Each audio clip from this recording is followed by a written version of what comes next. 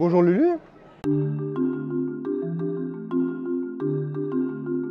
Eh ben, avec grand plaisir en fait. Donc, avant d'être auteur, je suis un grand lecteur de polar, entre autres. Et donc j'habite la petite commune de Moult, Chicheboville, et je suis également un des organisateurs du salon La Cigogne Noire à Chicheboville. Donc voilà.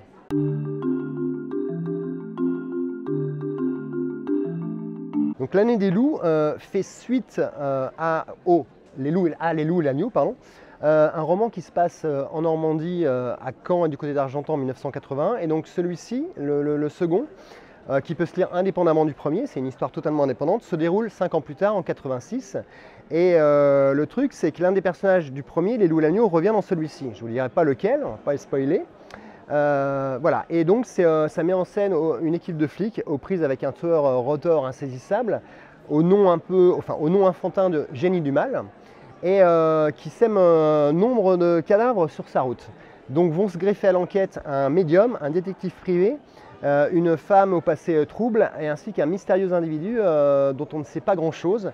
Mais tous, en tout cas, convergent vers un seul but, arrêter cet assassin qui, une année durant, en fait, assassine des personnes au hasard.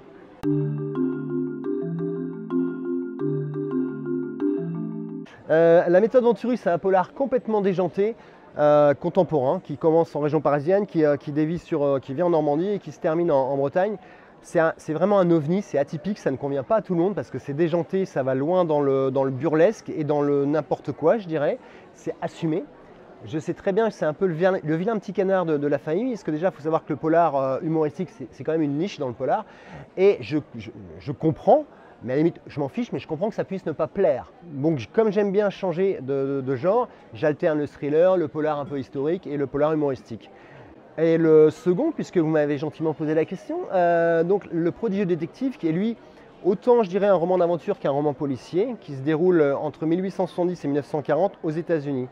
Ce roman-là, je voulais justement que le lecteur puisse se dire qu'il a été écrit dans les années 20. Un peu le genre d'un manuscrit que vous trouveriez dans une malle poussiéreuse abandonnée. Et donc ça utilise un phrasé différent du thriller contemporain qui est lui plus rentre-dedans pour le coup.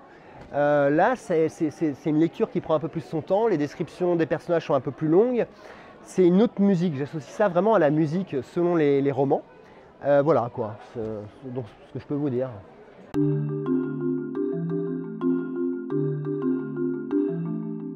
En fait, il faut savoir que quand j'écris, j'ai 5 romans en parallèle. Et selon l'inspiration du jour, je passe de l'un à l'autre. Et à un moment donné, dans ces 5 romans, il y en a un qui va prendre le pas.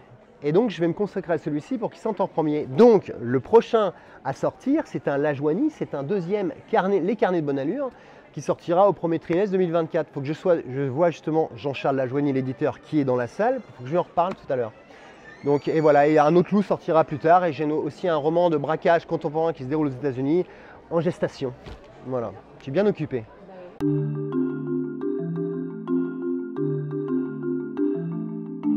C'est de la même manière que je suis un besogneux quand j'écris, et c'est un peu le bordel, c'est-à-dire que je ne structure pas, j'ai des idées, je les couche sur papier et à ma charge après de recoller les morceaux, de les joindre entre eux. Là c'est pareil, les rituels, j'écris quand je peux. Je ne sacrifie pas pour autant ma vie de famille, c'est-à-dire que j'ai beaucoup de temps le soir, certes, mais j'ai aussi une vie familiale. Et donc pour le coup, je sacrifie pas tout à l'autel de l'écriture. Mais j'ai du temps, je m'en plains pas, je travaille que 17 heures par semaine, donc j'ai du temps. Et donc j'écris vraiment quand je peux. Seulement il me faut en général du silence quand même.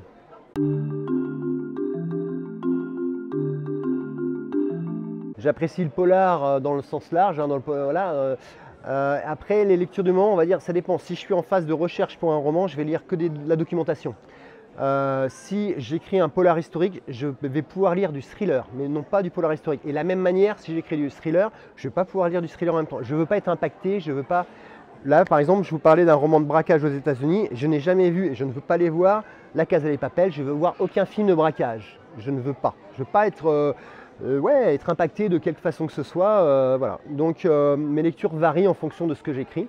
Là, actuellement, c'est beaucoup de documentation parce que je suis sur un roman aussi pré-apocalyptique qui est un noir, hein, noir social, on va dire, plus social que les autres. Mais voilà, donc du coup, je me renseigne beaucoup et donc je lis moins. Ouais, donc là actuellement, je suis en train de lire un vieil Agatha Christie, en fait, voilà.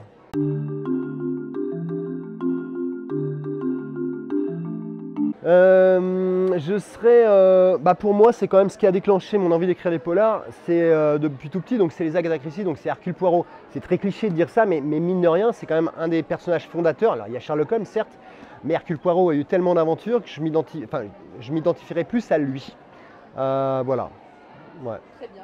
Merci beaucoup, Christophe. Et merci beaucoup pour la balade. Merci pour l'interview. Ouais. Je vous donne rendez-vous sur Polar Zone Livre, également sur notre chaîne YouTube si vous avez envie de découvrir d'autres interviews. Je vous invite également à vous rendre sur Hello Asso si vous avez envie de soutenir notre travail. Et puis si vous avez aimé cette vidéo, n'hésitez pas à la liker avec un pouce bleu et à laisser également un commentaire. Et puis n'oubliez pas de vous abonner à la chaîne. Merci et à très bientôt.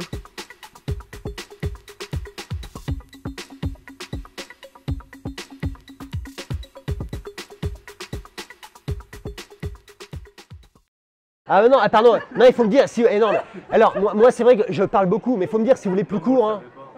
Non, mais tu coupes, hein. Coupe, hein. Non, mais. Ouais, non, mais t'as raison, ceci dit, t'as raison. T'as raison, le mec, c'est pas ça que je te demande. Hors sujet, réponds à la question, bordel.